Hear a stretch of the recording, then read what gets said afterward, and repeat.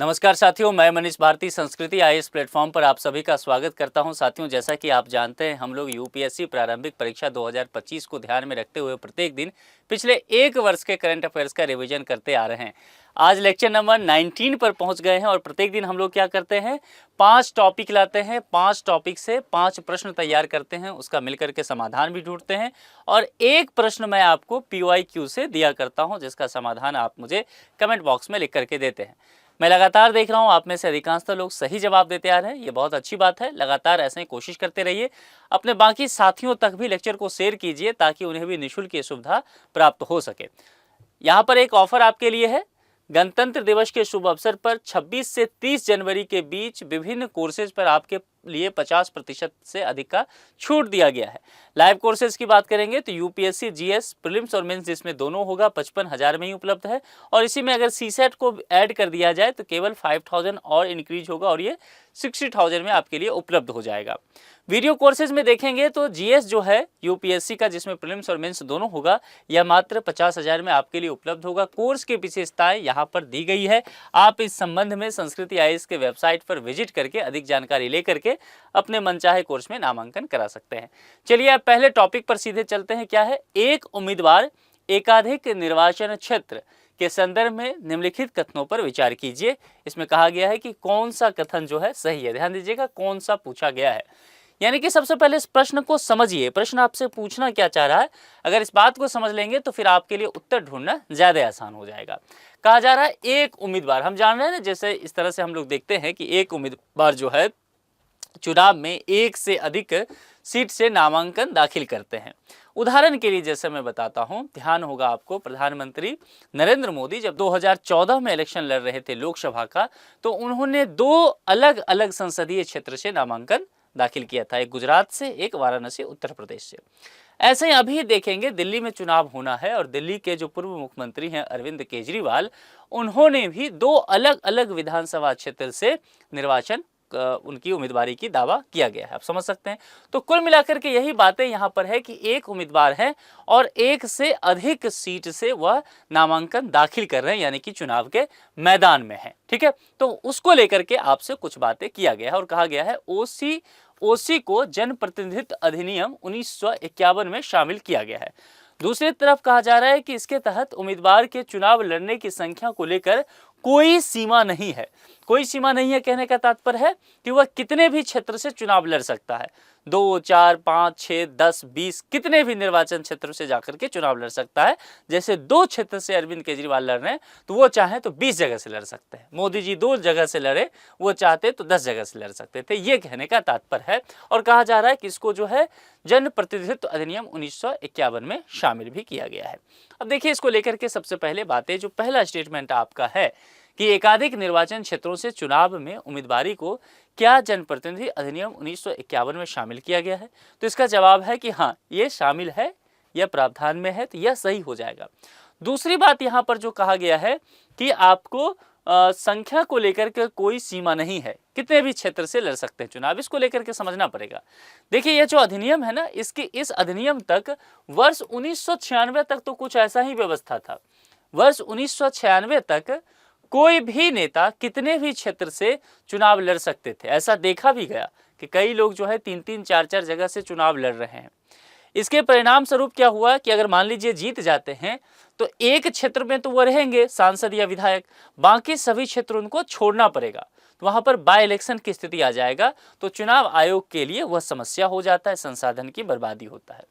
तो फिर संसद ने इस बात पर गहन विचार विमर्श किया और फिर मामला आया कब? वर्ष 1996 में, है ना। यानी कि इससे पहले तक कितने भी जगह से लड़ सकते थे और यहां से फिर मामला बदल जाता है।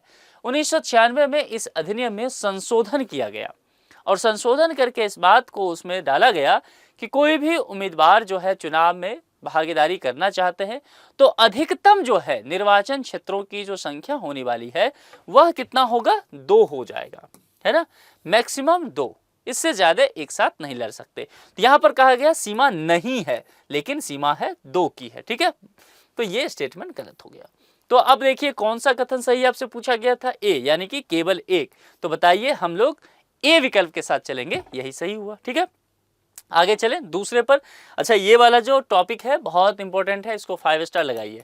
और रेलवे वाला जो दूसरा अभी है ना, ये भी इंपॉर्टेंट है, इसको भी आप लोग को साथ ही देखना है। रेलवे वाले को आप 4 स्टार लगा दीजिए। जिसमें मैं बताते चलता हूं कि इंपॉर्टेंट है, थोड़ा उस पर ज्यादा जोर आपको देना है, उसको रिवीजन भी ज्यादा करना है। रेलवे संशोधन विधेयक 2024 के संदर्भ में निम्नलिखित कथनों पर विचार करना है। और यहां पर आपसे पूछा गया है कथन सही है, और यहां क्या कहा गया है, कितने।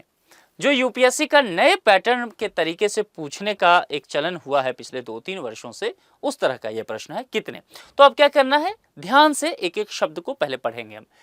इसका उद्देश्य रेलवे बोर्ड अधिनियम 1905 को निरस्त करके इसके प्रावधानों को रेलवे अधिनियम 1989 में एकीकृत करना है। यह बात एक। चलिए आगे बढ़ते हैं। विधेयक केंद्र सरकार को, ध्यान दीजिए, सेंट्रल गवर्नमेंट को रेलवे बोर्ड की क्या संरचना एवं सदस्यों की संख्या निर्धारित करने संबंधी शक्तियां प्रदान करने का प्रावधान करता है ये विधेयक। ये दूसरी पॉइंट। तीसरा, विधेयक में एक नए रेलवे बोर्ड जैसे स्वतंत्र निकाय के गठन का भी प्रस्ताव दिया गया है। ये 3 बातें यहां पर रखा गया है। सबसे पहले इस विषय पर समझ लेते हैं, फिर हम जवाब ढूंढ लेंगे। देखिए, हाल ही में रेल मंत्री कौन है, अश्विनी वैष्णव। अश्विनी वैष्णव जी ने रेल संशोधन विधेयक 2024 लोकसभा में पेश किया। ये बात ठीक है। तो अब इसके विषय में समझिए। यह बिल जो है 1905 के एक्ट को निरस्त करता है। ठीक है, यहां पर आपको लिखा हुआ भी है। और इसके प्रावधानों को रेलवे एक्ट 1989 में शामिल करता है, यानी कि एकीकृत करने की बात करता है। तो यह स्टेटमेंट तो हो गया जनाब सही, पहला तो हमने देख लिया। अब देखिए यहां पर इस विषय में और समझिए। अब इस बिल के विषय में, इस बिल में कुछ चीजें जोड़ा गया है और केंद्र सरकार के लिए कहा गया है कि रेलवे बोर्ड के सदस्यों की संख्या, अध्यक्ष और बोर्ड के सदस्यों की फिर योग्यता क्या होगा, उनके लिए अनुभव क्या होगा और सेवा की शर्तें क्या होगा, नियुक्ति का तरीका क्या होगा, ये सब भी तय किया गया है। तो यहां पर आपको ये सारे प्रावधान इस लाइन में देखने को मिल जाएगा जो केंद्र सरकार को शक्तियां दी गई है, यानी कि दूसरा भी सही हो गया। अब यहां पर तीसरे पर आइए। तीसरे में कहा गया विधेयक में एक नए रेलवे बोर्ड जैसे स्वतंत्र निकाय के गठन का प्रस्ताव दिया गया है। दरअसल देखिए, ये जो विधेयक लाया गया है, इसमें नए रेलवे बोर्ड जैसे किसी भी प्रकार के स्वतंत्र निकाय के गठन के प्रस्ताव की चर्चा नहीं की गई है। अगर आप इस बिल को पढ़ेंगे तो आप इस बात को समझ पाएंगे। तो ये तो हो गया भैया गलत। ठीक है, तो यहां पर अगर आप इस तरह से चीजें देखेंगे तो 2 स्टेटमेंट आपके सही हैं। पूछा गया था कितने, तो केवल 2, यानी कि बी विकल्प के साथ हम लोग चलते हुए नजर आएंगे। ये मामला समझ में आ गया, इंपॉर्टेंट है ये बिल, ध्यान देना है इसको। और तीसरे पर चलते हैं। तीसरा में क्या है, हाल ही में नेचर कम्युनिकेशंस जर्नल में प्रकाशित एक अध्ययन के अनुसार, जर्नल का नाम सबसे पहले इंपॉर्टेंट, इसके अनुसार वर्ष 2030 से पहले किस सागर या महासागर में फर्स्ट आइस फ्री डे की संभावना व्यक्त की गई है। इसका जवाब है कि देखिए, जो नेचर कम्युनिकेशन जर्नल में प्रकाशित एक अध्ययन हुआ है, जो वर्ष कहा गया है कि उसमें वर्ष 2030 से पहले आर्कटिक महासागर में फर्स्ट आइस फ्री डे, अर्थात कोई भी ऐसा दिन हो सकता है जो हिम रहित हो, इसकी बातें की गई है। तो यह आर्कटिक महासागर के साथ आप लोग को चलना है। ए विकल्प ये सही हुआ। चलिए आगे बढ़ते हैं। Algo trading. एल्गो ट्रेडिंग इससे संबंधित है कि जो लोग शेयर बाजार में काम करते हैं, ट्रेडिंग करने का काम करते हैं, उनके लिए ये व्यवस्था है। तो एल्गो ट्रेडिंग के संदर्भ में कुछ कथन दिए गए हैं और पूछा गया है कि कौन सा कथन है सही है, यह बताइए। ठीक है, कथन देखते हैं। यह बेहतर मार्केट लिक्विडिटी के लिए एक कंप्यूटर तथा एल्गोरिदम आधारित ट्रेडिंग है। ट्रेडिंग कैसे करते हैं, लोग अपने नजरिए से चीजों को समझते हैं कि किस शेयर को हमें करना चाहिए, बाय करना चाहिए, सेल करना चाहिए, ग्राफ देखते हैं, चार्ट देखते हैं, सारी चीज समझते हैं पहले वो, फिर मार्केट के तमाम चीजों को दिमाग लगाते हैं, फिर करते हैं। यहां कहा गया है कि यह जो है मार्केट लिक्विडिटी के लिए कंप्यूटर और एल्गोरिदम आधारित ट्रेडिंग है। ठीक है, जो एल्गो ट्रेडिंग, यानी कि आदमी अपना दिमाग ना लगाए, आपके लिए जो है यहां पर कंप्यूटर और एल्गोरिदम ही ये काम कर देगा। तो वित्तीय बाजार में आपकी महत्ता, मानव की महत्ता जो है कम करने की बात। चलिए यह देख लीजिए, आगे देखते हैं। पहले, वर्तमान में केवल संस्थागत निवेशकों को एल्गो आधारित ट्रेड्स में निवेश करने की अनुमति है। संस्थागत निवेशकों को लेकर के बातें किया गया है। दोनों स्टेटमेंट को सबसे पहले हम समझ लेते हैं, फिर देखेंगे। देखिए, जैसा मैंने कहा कि यह वित्तीय बाजारों में ट्रेडिंग का एक उन्नत तरीका हो सकता है। निश्चित तौर पर, क्योंकि इसमें कंप्यूटर एल्गोरिदम या प्रोग्राम का प्रयोग करके ऑटोमेटेड तरीके से ट्रेड किया जाता है। इसमें ट्रेडिंग के लिए क्या निर्णय लिया जाएगा, जैसे कि कोई भी शेयर है उसको कब खरीदना है ना, कब उसका बाई करना है, कब उसको सेल करना है, बेचना है, प्री डिफाइंड नियम उसके क्या होने चाहिए, गणना करने की स्थिति, ये सारी चीजें जो है ना यहाँ पर सिस्टम कंप्यूटर के द्वारा कर लिया जाएगा। अब अगर इंसान करता है तो इंसान की तुलना में यह तेज भी होगा, यानी कि इसका स्पीड ज्यादा होगा, सटीक भी ज्यादा हो सकता है। दूसरी बात देखिए, मनुष्य जब ट्रेडिंग करता है ना तो वह भावनात्मक लगाव से भी काम करता है कि नहीं यार, इस शेयर को जो है मेरे बेटे का जब जन्म हुआ था उस दिन खरीदा था, इसको तो नहीं बेचेंगे, समझ में आ रहा है, इस कंपनी के शेयर को नहीं बेचेंगे, भले ही वो नुकसान में जा रहा है। तो ये भावनात्मक पूर्वाग्रह हो सकता है। इन तमाम भावनात्मक पूर्वाग्रहों से ये मशीन जो है वह रहित होता है। तो यहां पर ये चीजें तो है, और वर्तमान में देखेंगे तो निश्चित तौर पर यह व्यवस्था केवल संस्थागत निवेशकों को देता है, अनुमति देता है, अल्गो आधारित ट्रेड्स में निवेश करने की बातें कहता है। तो इस हिसाब से अगर देखेंगे तो दोनों ही स्टेटमेंट आपका सही हो जाएगा। तो आपसे पूछा गया है कौन सा कथन सही है, 1 और 2 दोनों, तो यहां पर आपको सी विकल्प के साथ जाना है, 1 और 2 दोनों। ठीक है, यहीं पे होता कितने कथन सही हैं तो विकल्प बी होता, ध्यान दीजिएगा, फिर काउंटिंग करते और केवल बी के साथ जाते, यही फर्क है। इसलिए बहुत सारे लोग जो हैं गलतियां करके आ रहे हैं, प्रश्न जानते हुए सारा चीज समाधान कर रहे हैं और गलत कर रहे हैं, तो इसीलिए ध्यान देना है विकल्प पर। अब चलिए, ये इंपॉर्टेंट प्रश्न है, जरा इसको ध्यान दीजिए। अच्छा, इसको भी आप कम से कम ना 3 स्टार लगाइए। तो एल्गो ट्रेडिंग की बात की गई है। इकोनॉमी में क्या है ना, आजकल जो टर्म होते हैं कुछ इस तरह के प्रश्न ज्यादा आने लगे हैं, तो वो शायद आपके लिए लाभकारी हो सकता है, एक नजर देख के जाइएगा इसको, ये इंपॉर्टेंट है, इसको 5 स्टार लगाइए। क्यों, यहां पर क्या है, क्षेत्रीय परिषद के विषय में आपसे पूछा गया है, कुछ कथन दिए गए हैं, कहा गया है कौन से सही हैं। अब देखिए, संभल के इसको देखना है।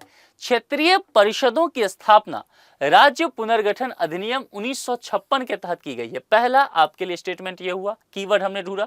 दूसरा चलते हैं, प्रधानमंत्री को लेकर के बातें की गई है कि प्राइम मिनिस्टर जो है क्षेत्रीय परिषद की अध्यक्षता करते हैं, ये दूसरा कीवर्ड है हमारे लिए। देखेंगे सही है गलत, नहीं गलत है क्या। और यहां पर कहा गया है बिहार, तोड़ तोड़ के देखना एक एक, बिहार, उत्तराखंड, उत्तर प्रदेश, मध्य प्रदेश और छत्तीसगढ़ क्या है, मध्य क्षेत्रीय परिषद के अंतर्गत आते हैं।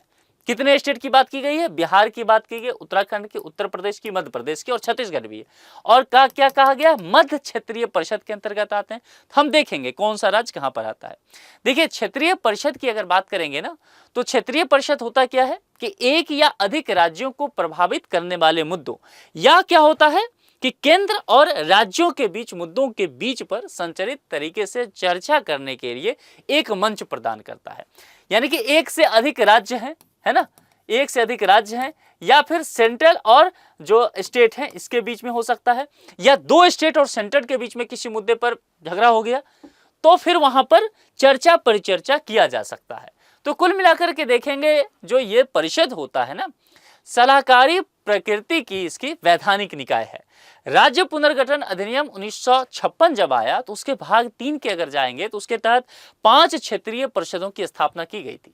तो क्षेत्रीय परिषद की अध्यक्षता जो है वह केंद्रीय गृह मंत्री के द्वारा किया जाता है। यहां पर लिखा हुआ है प्राइम मिनिस्टर के द्वारा, तो ये गलत हो गया, ये फैक्ट है ना। दूसरी यहां पर मैंने क्या कहा था, राज्य पुनर्गठन अधिनियम 1956 के तहत की गई थी, ये भी सही स्टेटमेंट है। ठीक है, इतना तो समझ में आ गया हमें। ठीक है, अब यहां पर हम ये चलते हैं कि अच्छा, यहां पर अध्यक्षता को लेकर के कहा गया, तो एक बात और समझ लीजिए। पहली चीजें तो समझ गए कि इसकी अध्यक्षता जो होगा वह केंद्रीय गृह मंत्री के द्वारा किया जाएगा, जबकि प्रत्येक परिषद में शामिल जो राज्यों के मुख्यमंत्री होंगे वह क्रमवार रूप से 1 वर्ष की अवधि के लिए क्या होंगे, उपाध्यक्ष होंगे।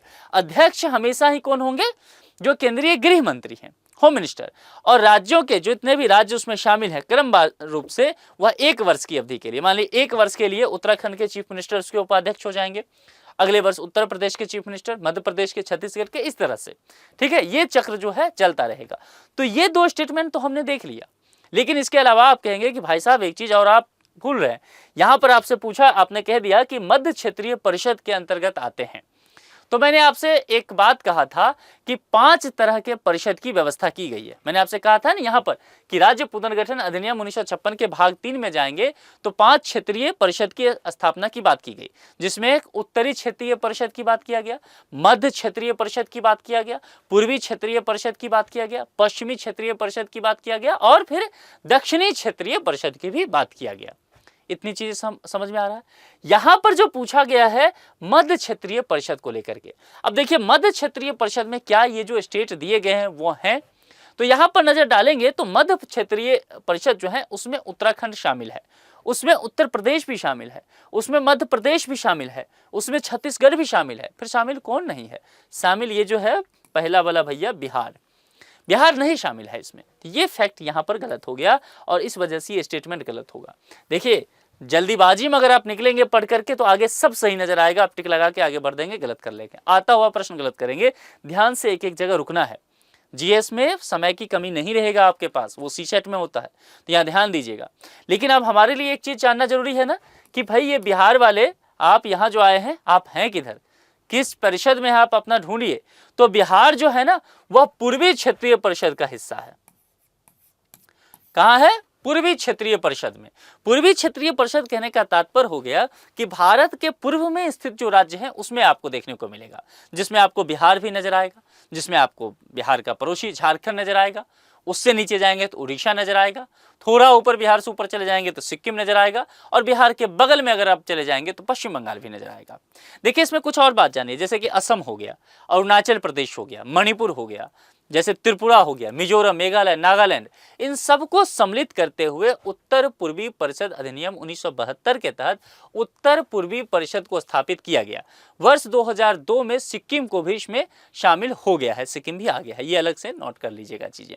तो कुल मिलाकर के यहाँ पर अगर आप देखेंगे तो पहला कथन ही केवल जो है वह सही है आपका। यहाँ देख रहे हैं आप, पहला कथन तो सही है, लेकिन दूसरा ये पीएम वाला था इस वजह से गलत हुआ और तीसरा बिहार की वजह से गलत हुआ। तो आपका एक ही स्टेटमेंट सही है। कौन से कथन सही है? तो यहां पर आएगा ए, केवल एक जो है वह आपका सही है। ये मामला समझ में आ गया। पांचवा इंपॉर्टेंट है। अब आज का एक प्रश्न पीवाईक्यू से जो आपके लिए है, आप उसका जवाब देंगे। मोबाइल फोन में सूचनाओं के आदान प्रदान में सिम का अभिप्राय है। 4 यहां पर विकल्प दिया गया है, 4 में से कोई एक सही होगा। जो भी आपको सही लगता हो कमेंट बॉक्स में लिख करके आप हमें बताएंगे। बाकी ये लेक्चर आपको कैसा लगता है, क्या इसमें और जोड़ा जाना चाहिए, आपके लिए कैसे इसे बेहतर किया जा सकता है, लेक्चर कैसा लगता है, तमाम चीजें कमेंट बॉक्स में जरूर लिख करके मुझे बताइए। मैं प्रत्येक दिन आपके कमेंट्स पढ़ता रहता हूँ। ठीक है, बहुत शुभकामनाओं के साथ आज पारी समाप्ति की घोषणा यहीं पर की जाती है। अपना बेहद ख्याल रखिए। बहुत बहुत शुक्रिया। Thank you so much.